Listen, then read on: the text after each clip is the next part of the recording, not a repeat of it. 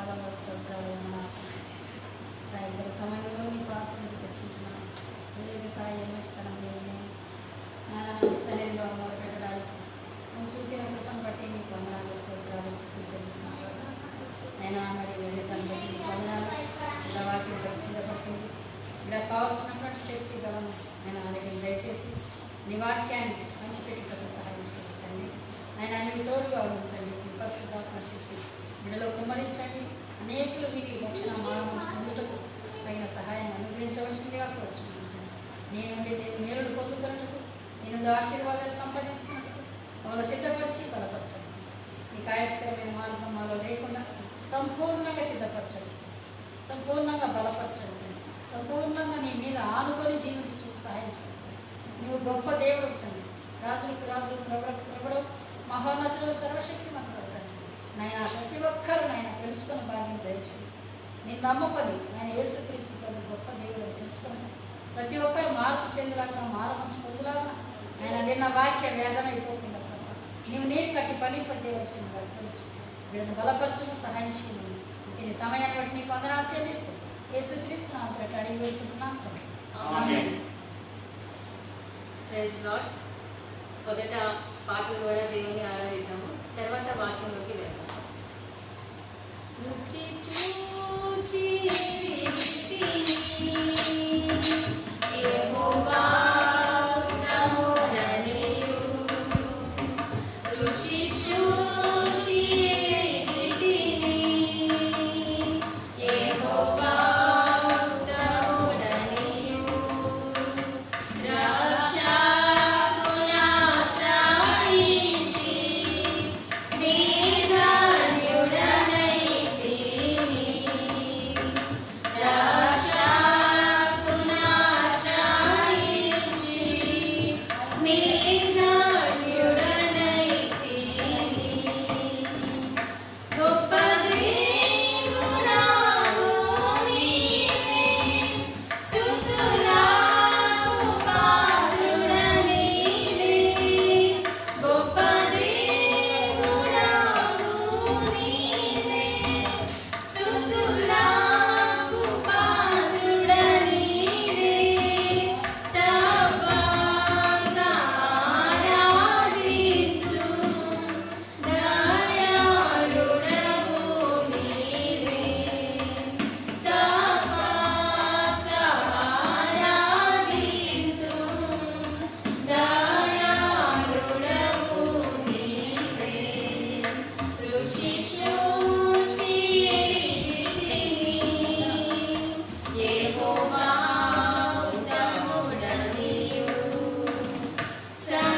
సంతోషింతు నెల్లప్పుడూ కష్ట దుఃఖ బాధలలో. సంతోషింతు నెల్లప్పుడూ కష్ట దుఃఖ బాధలలో. ఎంతో నెమ్మది నీశుడు నా రక్షకుడు యేసు. ఎంతో నెమ్మది నీశుడు నా రక్షకుడు యేసు. రుచి చూచి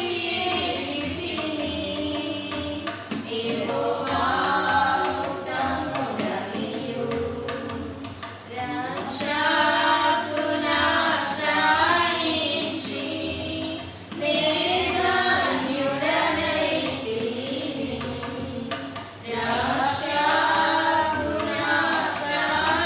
రక్షకునాశ్రయించి దీనన్యుడనైతిని.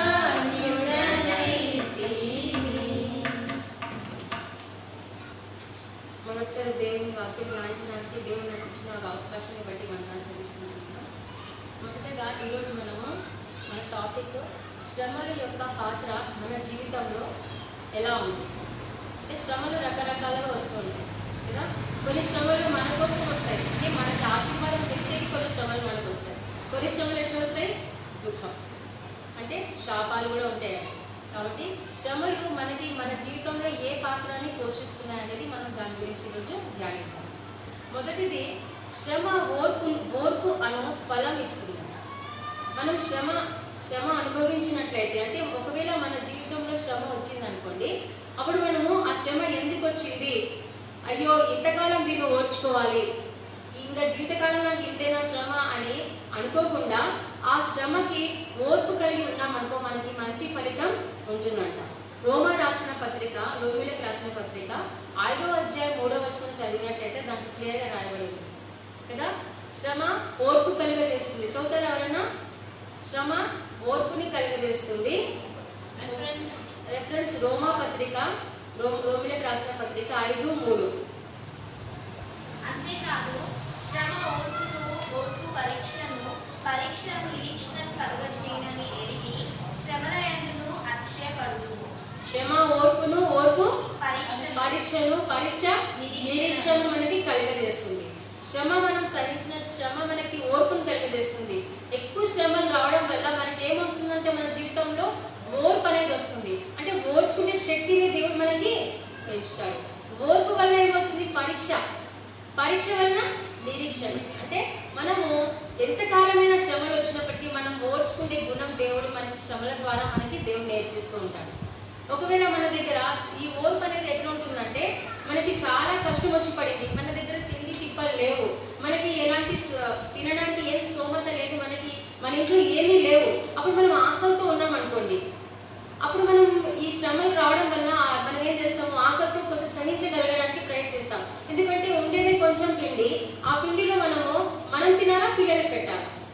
అప్పుడు ఏం చేస్తాము, పిల్లలకు పెట్టి మనం ఏం చేస్తాము, ఆకలితో ఉండడానికి ప్రయత్నిస్తాం.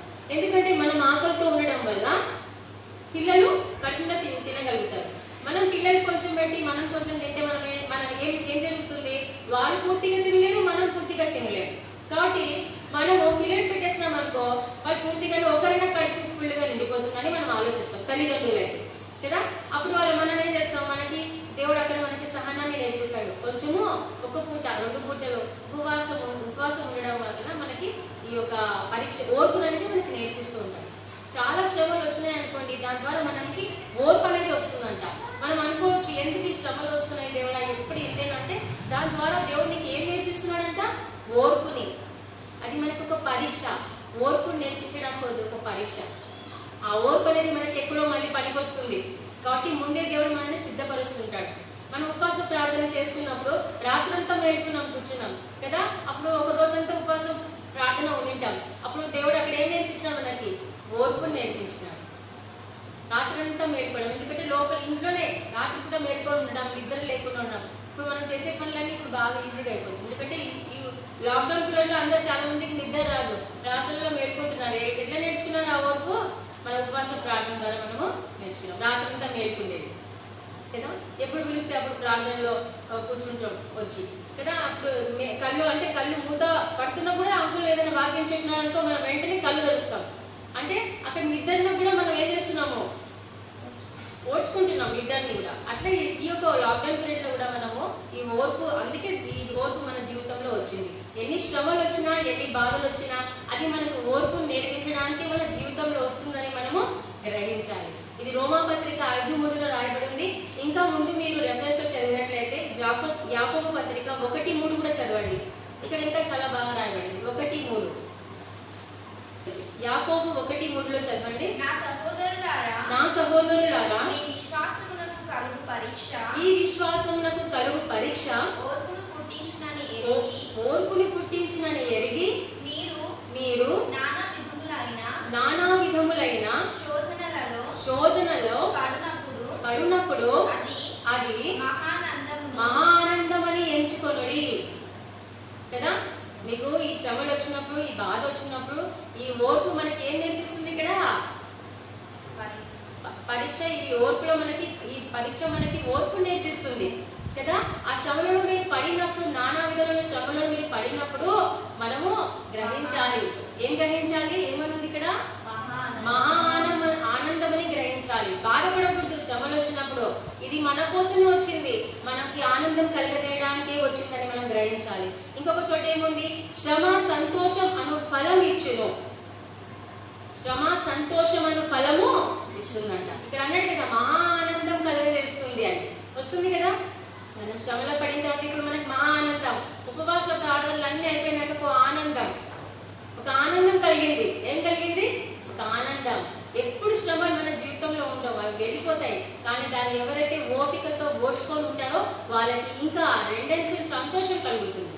ఆ సంతోషం ఇప్పుడు తెలియదు, ఆ శ్రమలలో మనకు అనిపించదు. కానీ ఎప్పుడైతే మనం ఆ శ్రమను ఓడ్చుకుంటామో అప్పుడు మనకి ఆనందం అనేది మనకు కనిపిస్తుంది. అప్పుడు వరకు శ్రమలో కనిపించదు. అప్పుడు శ్రమలో ఉన్నప్పుడు అంతా తిట్టుకోవడం అందరినీ, ఏంటి శ్రమలు ఎప్పుడు ఇట్లేనా అని చెప్పేసి అనుకుంటూ ఉంటాం. కానీ ఆ శ్రమలు అయిపోయిన తర్వాత కలిగిన ఆనందం వస్తుంది కదా. మన జీవితంలో కూడా మనం చాలా మంది ఎన్నో శ్రమలు అనుభవించుంటాం. అప్పుడు చాలా వరకు దేవునికి దూరం అయిపోయి దేవుడు ఇచ్చే ఆశీర్వాదాలు పొందకుండా అన్ని మనం దూరం అయిపోయింటాం దేవునికి. కానీ అప్పుడే మనం ఇంకా ఓడ్చుకుంటే మన ఆనందం అప్పుడే కలిగేది. కానీ మనం ఓడ్చుకోలేక పడిపోయిన స్థితిలో ఉండి అటు ఇటు పడి మళ్ళీ ఎవరో వాక్యం విని మనం బలపడుతూ మళ్ళీ లేవడం స్టార్ట్ చేస్తాం. కానీ ఖచ్చితంగా శ్రమల వెనుక మనకి సంతోషం ఉంటుంది. ఓర్చుకుంటే మనకి సంతోషం కలుగుతుందని మనం గ్రహిస్తే ఖచ్చితంగా ఆ శ్రమలు మనం పడడానికి ఇష్టపడతాం కదా. దేవునికి కూడా చాలా శ్రమలు వచ్చినాయి. యేసు ప్రభు కూడా చాలా శ్రమలు అనుభవించినాడు లోకంలో వచ్చినప్పుడు. కొంచెము దేవుడు అంటే అతను సేవ చేయడం ఆరంభించినప్పుడు అతనికి కూడా చాలా శ్రమలు వచ్చినాయి. ఎన్నో శ్రమలు అనిపించినావు. ఆయనని ఎంతో మంది దూషించినారు, ఏం చెప్పలేదు. ఆయన కూడా అతన్ని హింసించినారు.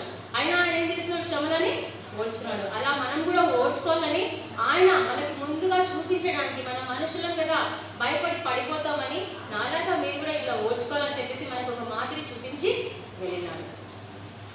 శ్రమల ద్వారా మనకి సంతోషము, ఓర్పుని ఇస్తుంది. క్రైస్తవుడు శ్రమ పడుట వలన సాతానుని నోరు మూయబడుతుందంట.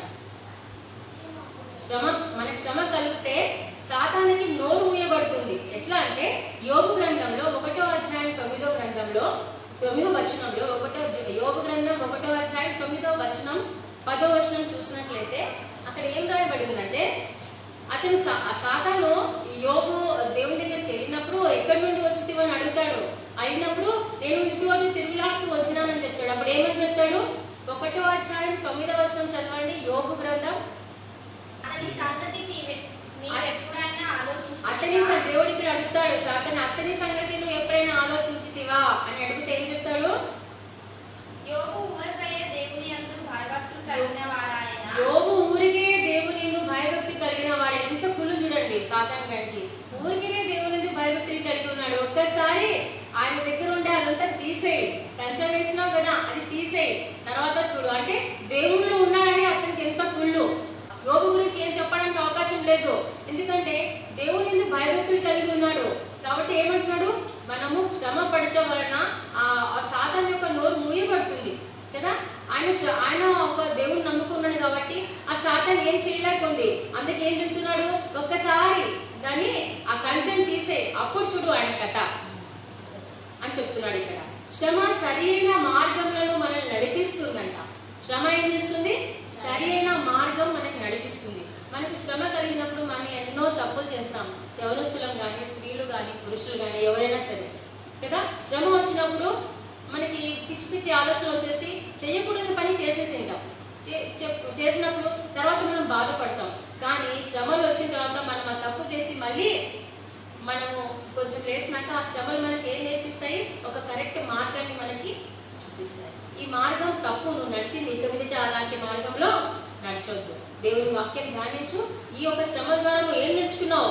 ఈ మార్గము సరి అయింది కాదు, నేను నడిచి ఈ మార్గమే, ఇప్పుడు నేను నడవబోయిన మార్గమే సరి అయిన మార్గం అని ఇది మనకి సరైన మార్గంలోకి నడిపిస్తుంది. ఇది ఎక్కడ నాకు రాయబడింది? కీర్తనల గ్రంథం 119వ అధ్యాయము 67-71 వచనాలు చదవండి. కీర్తనల గ్రంథం 119వ అధ్యాయము 67-71. శ్రమ కలగక మునుపు నేను త్రోవ విడిచి తిని ఇప్పుడు నీ వాక్యమును అనుసరించి నడుచుకొనుచున్నాను. శ్రమ కలగక ముందు, శ్రమ కలిగినప్పుడు నేను త్రోవ విడిచినాను. ఎవరైనా అంతే, మన మనుషులం కాబట్టి ఖచ్చితంగా త్రోవ విడిచి వెళ్ళిపోతాం. కానీ తర్వాత ఇప్పుడైతే నీ మార్గంలో నడుచుచున్నాను. శ్రమ కలిగినప్పుడు మనం దారి తప్పే వాళ్ళగా ఉంటాం. కానీ శ్రమ వచ్చిన తర్వాత మన జీవితంలో మనం సరైన మార్గంలో నడిచే అవకాశం ఉంటుంది. కాబట్టి శ్రమలు రావాలని కోరుకోవాలి. మనం ఏ తప్పు చేస్తున్నామో శ్రమల ద్వారా అవన్నీ పక్కకి వెళ్ళిపోతాయి. మనం తప్పు చేయకుండా ఉండిపోతాం. కాబట్టి శ్రమలు మన జీవితంలోకి రావాలి. క్రైస్తవ జీవితం అంటేనే శ్రమలు కదా. మనకి సుఖాల కోసం దేవుడు మనకు పిలవలేదు, మన శ్రమలు అనుభవించాలి. ఆయన వచ్చి మన సుఖం అనుభవించిందా? భూలోకంలో ఏమి లేదు. ఆయన అన్ని శ్రమలే అనుభవించినారు. మనం కూడా ఆయనలాగానే మనం నడుచుకోవాలి. శ్రమలు రావాలని కోరుకోవాలి. శ్రమలు వచ్చినప్పుడే మనకి తెలుస్తుంది ఏ మార్గం కరెక్ట్, ఏ మార్గము తప్పుడు మార్గం ఉంటుంది. శ్రమ జీవితంలో పరిశుద్ధపరుస్తుందంట. తప్పుడు చేసిన వాళ్ళు శ్రమలు వచ్చిన తర్వాత సరైన మార్గం నడిచి తన హృదయాన్ని శుద్ధిపరచుకుంటారు. ఇంకా తప్పు చేయాలి. మళ్ళీ పడిపోతున్నారంటే వాళ్ళ గురించి మనం చెప్పలేము. ఎందుకంటే ఇంకా సాధారణ వాళ్ళని వెనుకున్నాను అనుకున్నాం. కానీ వాళ్ళు కూడా వాళ్ళు తప్పు తెలుసుకొని మళ్ళీ దేవుని దగ్గరకు వచ్చినట్లయితే దేవుడు ఖచ్చితంగా వాళ్ళకి సరైన మార్గాన్ని చూపిస్తాడు. కాబట్టి మనము సరైన మార్గంలో నడుచుకోవాలి అంటే తప్పుడు మనం చేసే ప్రతి తప్పు నుంచి మనకు విడుదల కావాలంటే మనం ఏం చేయాలి? శ్రమలని మన జీవితంలోకి ఆహ్వానించాలి. శ్రమలు వచ్చినప్పుడు బాధపడాల్సిన అవసరమే లేదు. మనకు శ్రమలు కావాలి. మన జీవితంలో శ్రమలు ఉంటేనే మనం బలపడతాం, లేదంటే లేదు. శ్రమలు మనల్ని విశేషంగా ప్రార్థించినట్లు చేస్తుందంట. ఏం చేస్తే శ్రమలు విశేషంగా ప్రార్థించినట్లు. ఇక్కడ యెషయా గ్రంథం 26:16 వచనం చదవండి. యెషయా గ్రంథం 26వ అధ్యాయము 16వ వచనంలో రాయబడింది, విశేషంగా ప్రార్థించినట్లు చేయును. ఏంటివి? శ్రమలు. యెహోవా శ్రమలో వారు నిన్ను తలంచుకొనిరి, నీ శిక్ష వారి మీద పడినందున వారు విశేషముగా దీన ప్రార్థనలు చేసిరి. మనకి ఎప్పుడైతే మన జీవితంలో కష్టాలు, శ్రమలు, ఎక్కువ బాధలు వస్తాయో మామూలుగా మనం ప్రేయర్లు చేసుకుంటాం. కానీ ఎక్కువ బాధ కలిగినప్పుడు మనం ఇంకా విశేషంగా దేవుని వైపు తిరుగుతాం, దేవుని ప్రార్థించడం మొదలుతాం. ఎగ్జామ్స్ కదా, ఎగ్జామ్స్ వచ్చినప్పుడు ఏం చేస్తాం? మనం విశేషంగా దేవుని దగ్గరికి పోతాం. ఆ రోజు పొద్దుట ఖచ్చితంగా ప్రే చేసుకుని వెళ్తాం. ఆ తర్వాత ఎగ్జామ్స్ అయినా మర్చిపోతాం. స్త్రీలు కూడా మనకి ఇంట్లో ఏదైనా శోధన, ఏదైనా బాధ వచ్చినప్పుడు భర్త ద్వారా కానీ పిల్లల ద్వారా కానీ వచ్చినప్పుడు అప్పుడు దేవుని ఎక్కువగా తిరుగుతాం. విశేషంగా వాళ్ళ గురించి ప్రార్థన చేస్తాం. ఎందుకు నాయన నీకు ఇష్టమా? అంతవరకు సంతోషంగా ఉన్నప్పుడు అంత మామూలు ప్రేయర్ చేసుకుంటాం. కానీ ఎప్పుడు బాధ కలిగినప్పుడు, పిల్లల ద్వారా ఏదైనా శోధన వచ్చినప్పుడు, భర్త ద్వారా, భార్య ద్వారా ఏదైనా శోధన వచ్చినప్పుడు మనం దేవుని వైపు విశేషంగా ప్రార్థన చేయడానికి మొదలు పెడతాం. అంటే శ్రమలు మనకి రావాలి, కోరుకోవాలి, కానీ విశేషంగా అప్పుడే ప్రార్థన చేయకూడదు. ఎప్పుడు మనం అలాంటి ప్రార్థన చేసుకోవాలి. విశేషమైన ప్రార్థననే మనం చేసుకోవాలి. కానీ శ్రమలు వచ్చినప్పుడు మనం విశేషమైన ప్రార్థన చేసుకోవడానికి దేవుడు మనల్ని ప్రేరేపిస్తాడు. నెక్స్ట్, శ్రమలు మనలను క్రీస్తును ప్రకటించడానికి ప్రేరేపిస్తుందంట. ఏం చేస్తాయంటే సాక్షులుగా నిలబెడుతుంది. శ్రమలు మనల్ని క్రీస్తును ప్రకటించడానికి. శ్రమలు వచ్చినాక మనము పడిపోతాము. పడిపోయినాక మళ్ళీ ప్రార్థన చేసి మనం అది చేసి, ఇప్పుడు సేవలో ఇంకో సేవకులు ఎవరైనా ఉంటారు, వాళ్ళు చాలా శ్రమలు వస్తూ ఉంటాయి. వాళ్ళకి వచ్చినప్పుడు అంటే ఎక్కడెక్కడ వాళ్ళకి హింస పెట్టడం వల్ల, అది చేయడం వల్ల వాళ్ళకి చాలా శ్రమలు వస్తుంటాయి. ఇప్పుడు పౌలు ఉన్నాడు ఇక్కడే అపోస్తలుల కార్యం 16:25 వచనంలో పౌలు స్త్రీల గురించి రాయబడింది. అదొకసారి చదవండి. అయితే మధ్యరాత్రి వేళ వాళ్ళకి శ్రమ కలిగినప్పుడు పౌలును శీలయు దేవునికి ప్రార్థించుచు కీర్తనలు పాడుచుండిరి.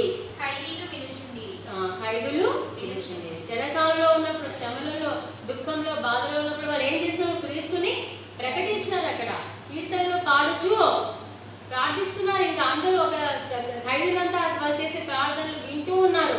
ఏం చేస్తున్నారు? అక్కడ క్రీస్తును ప్రకటిస్తున్నారు. మనకి శ్రమ వచ్చినప్పుడే మనం ఏం చేస్తామో ఎక్కువ క్రీస్తును ప్రకటించడానికి ప్రయత్నిస్తాము. ఎందుకంటే అప్పుడు మనకి దేవుని విలువ తెలుస్తుంది. శ్రమలు వచ్చినప్పుడే కదా మనం దేవుని దగ్గరికి పోయేది. అప్పుడు మనం దేవుని విలువను తెలుసుకొని ఆయనని ప్రచారం చేయడానికి, ఈయనే దేవుడు అని చెప్పడానికి మనం ప్రయత్నిస్తుంటాం. అట్లా పౌలు శీలకి శ్రమ వచ్చినప్పుడు, ఇక్కడ ఈ సంఘానికి, యెరూషలేము సంఘానికి శ్రమ వచ్చినప్పుడు వీళ్ళంతా ఏం చేస్తున్నారు? దేవునికి ప్రార్థించడం మొదలుపెట్టినారు. దేవుని గురించి ప్రకటన చేయడం మొదలుపెట్టినారు. దేవుని వైపు చూచుటకు మనల్ని ఈ యొక్క శ్రమలు మళ్ళిస్తాయంట. శ్రమలు ఏం చేస్తాయంటే మనల్ని దేవుని వైపు చూచడానికి మనకి ట్రై చేస్తాయి. మనకి కష్టము, బాధ వచ్చినప్పుడు మనం ఏం చేస్తామంట? దేవుని వైపు చూస్తాం. ఎక్కడ చూడము? అప్పుడు వేరే విషయాలు చూడము. ఏం చూస్తాం? అప్పుడు దేవుని వైపే చూస్తాం. ఇంట్లో ఏదైనా ఒక శ్రమ వచ్చింది, బాధ వచ్చిందంటే అప్పుడు పక్కింటి వాళ్ళకి పోము. అనవసరంగా ఏం శ్రమ లేనప్పుడు ఎప్పుడు ఇంటి బయట కూర్చొని వాళ్ళతో వీళ్ళతో కూర్చొని ముచ్చట్లు పెట్టుకుంటాం. అప్పుడు మన ఇంటి విషయాలన్నీ బయట చెప్పుకుంటూ వాళ్ళకి వీళ్ళకి చెప్పుకుంటూ మనం టైం గడిపిస్తాం. కానీ మనకి శ్రమ వచ్చినప్పుడు ఏం చేస్తాం? పక్కింటికి పోము. అప్పుడు ఏం చేస్తాం? ఇంట్లో కూర్చొని మనము దేవుని వైపు చూస్తూ మన బాధలు, మన శ్రమలు, మన కష్టం నుంచి విడుదల చేయమని ఎవరివైపు చూసి అడుగుతాము? దేవుని వైపు చూస్తాం. అప్పుడు పక్కింటికి పోయి నా శ్రమలు తీర్చండి, నాకు కష్టం వచ్చింది అంటామా? అప్పుడు ఆ మిగతా టైంలో శ్రమలు రానప్పుడు మన టైం అంతా వృధా చేసుకుంటూ వాళ్ళ దగ్గర కూర్చొని మన విషయాలని చెప్పుకుంటూ టైం పాస్ చేస్తాం. కానీ శ్రమలు వచ్చినప్పుడు మాత్రం దేవుని వైపు చూస్తాం. అంటే శ్రమలు ఎందుకు వస్తున్నాయి? మనం దేవుని అక్కడ వేరే వాళ్ళ ఇంటి వైపు పోకుండా, వేరే వాళ్ళకి మన విషయాలు చెప్పకుండా, వేరే వాళ్ళతో మనం అనవసరమైన మాటలు అనిపించుకోకుండా ఓన్లీ దేవుని వైపు చూసి నువ్వు శ్రమలు రాకముందు నుంచే నువ్వు అలాంటివి చేసినప్పుడు, దేవునికి నీ శ్రమలు, నీ బాధలు చెప్పుకున్నప్పుడు ఆయన మనకి ఆ శ్రమల నుంచి విడుదల చేస్తాడు. తర్వాత ఆ శ్రమల ద్వారా నీకు కొన్ని పాఠాలు కూడా నేర్పిస్తాడు. ఎలాంటి పాఠాలు నేర్పిస్తాడు? ఇక మీదట ఎవరి వైపు చూడకుండా నీ కష్టాలు, బాధలు ఏమైనా ఉన్నా సరే నన్ను చూసి నాకు చెప్పు, నేను నీకు విడుదలను కలిగజేస్తానని చెప్తాను. ఈ యొక్క శ్రమలు గొప్ప సేవ చేయుటకు మనల్ని ప్రేరేపిస్తుందంట. ఏం చేస్తుందంట? గొప్ప సేవ చేయుటకు ప్రేరేపిస్తుంది. యోహాను సువార్త 12:24 రాయబడింది. 24వ వచనం, గోధుమ గింజ భూమిలో పడి చావకుండిన ఎడల అది ఒట్టిగానే ఉండును, అది చచ్చిన ఎడల విస్తారంగా ఫలించును. గోధుమ గింజ మనము నాటే అది లోపల చావాలి, చేస్తేనే దాని నుండి విస్తారమైన ఫలాలు వస్తాయి. అది చావకుండా ఉందంటే ఒంటరిగానే ఉండిపోతుంది అది కదా.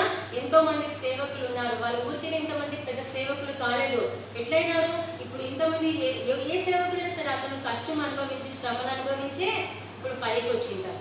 మనం కూడా మన జీవితంలో సేవకురాలు కావాలనుకుంటున్నాం అనుకోండి, ఖచ్చితంగా అవమానాలు భరించాల్సిందే. అవమానాలు భరించకుండా ఎవరు కూడా గొప్ప స్థానానికి వెళ్ళే అవకాశం లేదు. ఇంత పెద్ద సేవకుడైనాడు, ఆయన డబ్బులు ఇచ్చింటారులే బాగా, అందుకు బాగా డబ్బుగా లేదు. ఖచ్చితంగా ఆయనకి శోధన వచ్చి ఉండొచ్చు, ఆయన జీవితంలో శ్రమలు అనుభవించి ఉండొచ్చు. కానీ అలాంటివి మనము మర్చిపోకూడదు కదా. ఆ శ్రమలు వచ్చినప్పుడు ఖచ్చితంగా మనం సేవ చేయడానికి ఇంకా మనకి ప్రేరేపణ కలుగుతుంది. కాబట్టి ఈ శ్రమలు వచ్చినప్పుడు మనం ఏం చేస్తామంట? గొప్ప సేవ చేయడానికి మనకి ప్రేరేపణ కలుగుతుంది. అంటే శ్రమలు రావడం మన జీవితంలో మంచిదే కదా. ఏ సేవకురాలకైనా సేవకుడికైనా ఈ శ్రమలు చాలా కంపల్సరీ కదా. ఎంతో మంది సేవకులు, ఎంతో మంది సేవకురాలు ఎన్నో కష్టాలు అనుభవించి తన జీవితాలనే త్యాగం చేస్తున్నారు. కాబట్టి గోధుమ గింజ ఎప్పుడైతే పడుతుందో శ్రమ అది విస్తరించాలి. పడి విస్తరించినట్లయితేనే మనకి తెలుస్తుంది. లేదంటే ఈ గోధుమ గింజ విస్తరించుకున్న సపరేట్గా ఉండిపోయినా అనుకో అంతే. శ్రమలు మన జీవితంలో చాలా ముఖ్యం. సేవకులకు ఇంతమంది గొప్ప సేవకులు అయినారంటే దానికి కారణం కూడా వాళ్ళ జీవితంలో చాలా శ్రమలు అనుభవించి వచ్చి ఉంటారు. ఈ శ్రమలు దేవుని రాజ్యం కొరకు మనల్ని సిద్ధపరుస్తుందంట. ఏం చేస్తుంది? దేవుని రాజ్యం కొరకు మనల్ని సిద్ధపరుస్తుంది. 2 తెస్సలోనిక రాసిన పత్రిక 1వ అధ్యాయము 5వ వచనం, ప్రభువైన యేసు దేని కొరకు మీరు శ్రమపడుచున్నారో ఆ దేవుని రాజ్యమునకు మీరు యోగ్యులని ఎంచుకొను నిమిత్తము మీరిట్లు ఓర్చుకొనుట దేవునికి న్యాయమైన తీర్పునకు స్పష్టమైన సూచన ఉన్నది. మనం ఓర్చుకొనుట దేవుని రాజ్యం కొరకు సిద్ధపడుటే. ఈ శ్రమలు వచ్చేది కూడా ఎందుకు? మనల్ని దేవుడు దేవుని యొక్క రాజ్యం కొరకు సిద్ధపరుస్తుంటాడు. మనం అది తెలుసుకోం. ఎందుకు వచ్చినాయి శ్రమలు పదే అదే చెప్పుకుంటుంటాం అందరం కదా. కానీ శ్రమలు వచ్చేది మనకు కుటుంబం ద్వారా అయినా సరే, ఇరుగు పొరుగు వాళ్ళ ద్వారా అయినా సరే, అక్క చెల్లెలు అన్న తమ్ముళ్ళు ఎందుకు వస్తున్నాయి శ్రమలు అంటే అది మనకు ఓర్పును కలిగజేస్తుంది. ఓర్పు పరీక్షను కలిగజేస్తుంది. పరీక్ష ద్వారా మనకి నిరీక్షణ వస్తుంది. కాబట్టి మనం శ్రమలను ఓర్చుకోవాలి.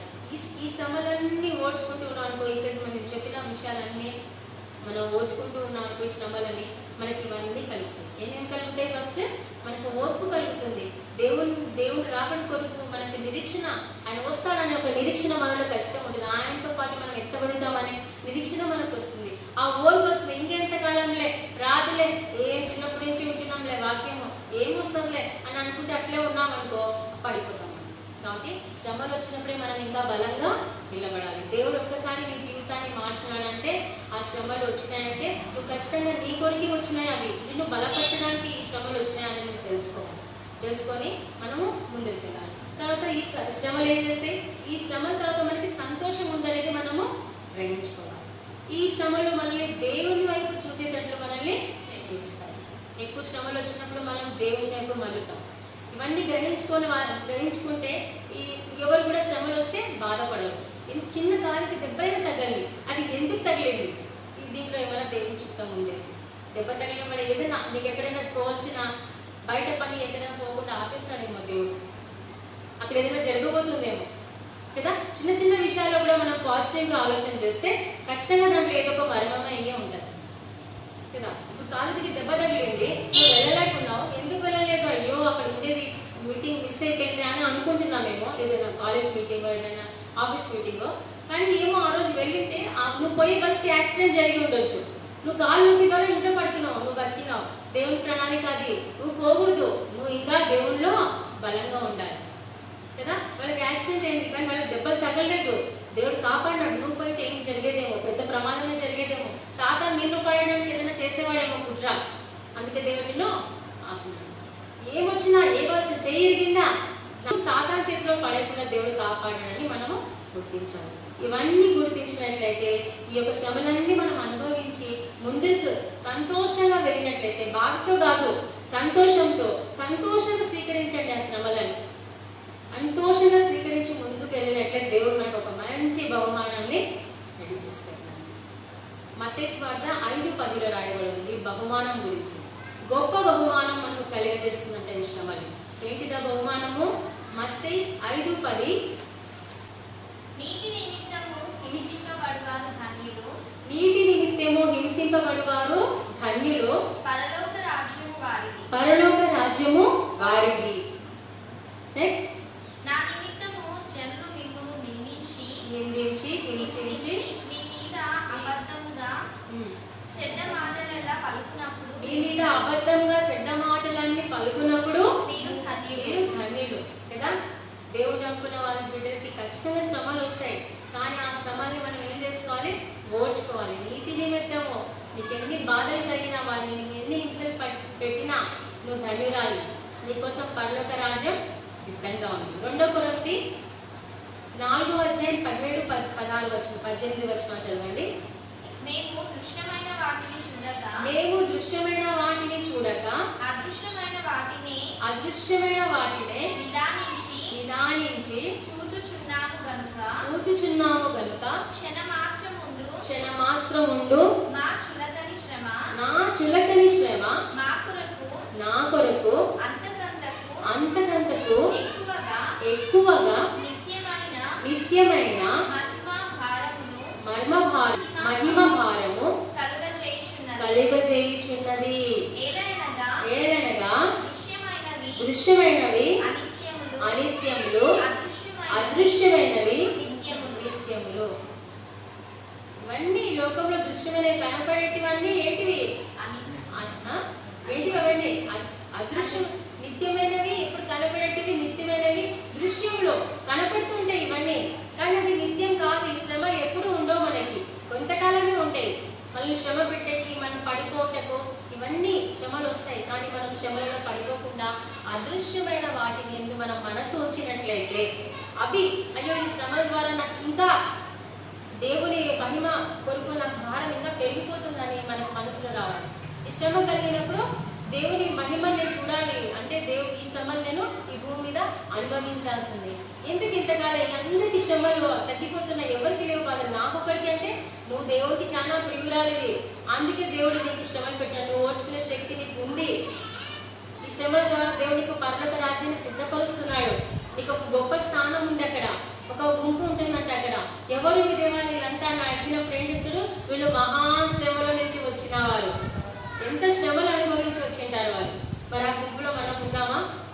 ఆయన లేదు, ఈ శ్రమకు మామూలే లేదు, ఇట్లా అనుకుంటే ఈ లోకంలో ఉండేది కొంతకాలమే, ఇది జర్నీ, దీంట్లో మనం ఎంజాయ్ చేసుకోవాలి అనుకున్నాం అనుకో, ఆడ ఉండవు. ఈడే ఎంజాయ్ చేసి ఈడే ఉండి కదా. ఎన్ని శ్రమలు వచ్చినా, ఎన్ని బాధలు వచ్చినా మనము దేవుని కొరకు ఇవి అనుభవిస్తున్నాము. దీని తర్వాత మనకి నిత్య సంతోషం, అదృశ్యమైన ఒక సంతోషం మనకు అక్కడ ఉంది పరలోక రాజ్యంలో అని మనం గుర్తించినట్లయితే ఖచ్చితంగా మనం అక్కడ ఉంటాం. కాబట్టి మనం స్త్రీలు పురుషులు ఎవరైనా సరే మన జీవితంలో ఎన్ని శ్రమలు వచ్చినా, ఎన్ని బాధలు వచ్చినా, ఈ శ్రమలు మన కొరకే, మన మంచి కొరకే వచ్చినాయి అని గ్రహించి మనం ప్రార్థిస్తూ దేవునికి మనకు వచ్చిన ఈ శ్రమల్ని దేవుడికి విజ్ఞాపన చేస్తూ అడిగి దానికి జవాబు పొందుకుంటూ ముందుకు వెళ్ళినట్లయితే ఖచ్చితంగా మనకి శ్రమల నుంచి విడుదల కూడా వస్తుంది. ఆ శ్రమల ద్వారా కొత్త పాఠాలు కూడా మనము నేర్చుకుంటాం. మనకు ఒక మంచి పాఠాలు మన జీవితంలో నేర్పించుకుంటే ఈ శ్రమలు మన జీవితంలో వచ్చినాయని మనము గ్రహించాలి. దీని గురించి మనం బాధపడాల్సిన అవసరం లేదు. ఎందుకంటే శ్రమలు వచ్చినాయంటే దాంట్లో ఆశీర్వాదాలు ఎక్కువగా ఉంటాయి. శాపాల కంటే ఆశీర్వాదాలు ఎక్కువ. కొంతమంది తనకు తానే తెచ్చుకుంటారు ఈ యొక్క శ్రమలు, అనవసరమైన శ్రమలు వాళ్ళకి వాళ్ళే తెచ్చుకుంటారు, లేనిపోని అప్పులు చేసుకుంటారు. ఎంత స్తోమతుందో అంత తిని మనం ఇంట్లో ఉండొచ్చు, అంటే దానికంటే మించిన ఖర్చు కదా. ఏం చేస్తాము, వాళ్ళలాగా మేము లగ్జరీగా ఉండాలి, నాకు ఆ బండి కావాలి, ఈ బండి కావాలి అని చెప్పేసి లేనిపోని ఖర్చులు చేసుకుంటూ అప్పులు చేసుకుంటూ జీవితాన్ని గడిపేస్తూ ఉంటారు. అవి ఏం చేసుకుంటారు, వాళ్ళకి పోయి వాళ్ళు తెచ్చుకున్న శ్రమలు, అవి దేవుడు పెట్టిన శ్రమలు కావు. మనకే మనం వచ్చిన శ్రమలు అవి వేరే ఉంటాయి, వేరే ఉంటాయి. ఆ శ్రమలలో చాలా దుఃఖం కలుగుతుంది మనకి కదా. అప్పుడు మనం దేవుడిని నిందించడం మొదలు పెడతాం. ఇప్పటి నుంచి నీకు శ్రమలు వస్తే ఎప్పుడు కూడా దేవుడిని నిందించద్దాం. దేవా నీకు స్తోత్రం, నా జీవితంలో ఈ శ్రమ తెచ్చినందుకు. నువ్వు అప్పుడు ఆ మాట చెప్పు, వెంటనే ఆ శ్రమల నుండి తొలగి పోతుంది. కానీ ఆ శ్రమలు రావడం వల్ల మన కొత్త పాఠాలు మనం నేర్చుకుంటాం అనేది మనము గ్రహించాలి. దేవుడి మాటలు గ్రహించుకుంటాం. ప్రార్థన చేస్తున్నాం. ప్రేమస్తులకి ధైర్యపరచడానికి ప్రేమకై మరోసారి వందనాలు, స్తోత్రం, స్తుతి చెల్లిస్తూ కనపరుస్తున్నాను ప్రభువా. దేవా ఇంతవరకు నీ కృపా కనికరం చేద్దా మరొకసారి దేవా నీ వాక్యం ధ్యానించడానికి దేవా మాకు ఇచ్చిన యొక్క ఘనత కొరకు స్తోత్రం చెల్లిస్తున్నాను. అవుతానే ఏసయ్య శ్రమల ద్వారా ఎన్ని ఆశీర్వాదాలు మా జీవితంలో మేము పోగొట్టుకుంటున్నాము ఏసయ్య, మాకు ఇప్పుడు గుర్తించినావు దేవా ఏసయ్య, తెప్పించుకున్న విధానం బట్టి మీకు స్తోత్రం ఏసయ్య. మరి ఆ శ్రమలు మా జీవితంలో రావాలి నైనా, వచ్చి దేవా ఒక శ్రమ ద్వారా ఎన్నో పాఠాలు నేర్చుకోవాలి దేవా. మరి నిందించకుండా దేవా మేము ఈ యొక్క శ్రమలో పాలు పొందుకొని దేవా మా యొక్క ఆశీర్వాదాలు మేము పొందుటకు కృపను గ్రహించండి. మా కొత్త పాటలు ఇష్టం మా శ్రమల ద్వారా నేర్పిస్తున్నాం, దాన్ని బట్టి మీకు స్తోత్రం చెల్లిస్తూ దేవా.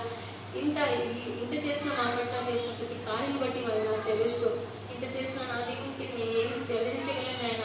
మరొకసారి నా ప్రార్థన ఆలకించి తప్పని క్షమించమని మా ప్రభువు రక్షకుడైన యేసు అతి పరిశుద్ధ నామంలో అడిగి పెట్టుకుంటున్నాను తండ్రి. ఆమేన్.